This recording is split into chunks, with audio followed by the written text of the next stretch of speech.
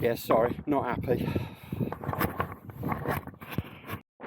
So today I'm with the CX Fling and the CX Mini Res, both from aviationtoys.NL. Let's see how they go on the slope.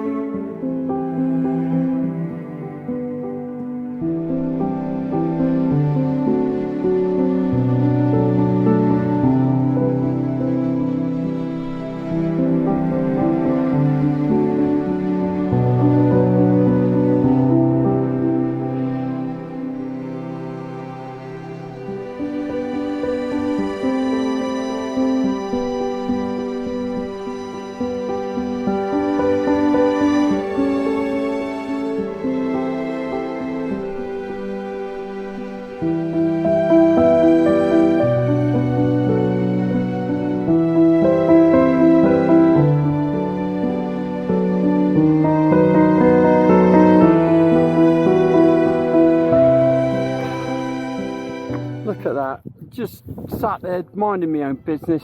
Some dog comes running up, bowls into it. The sign says on the gate, keep your dogs on leads. And I can't see any owner. And then it's run down there, gone down the steps, and the people are about half a mile down there. Obviously not worried about risking a shit either.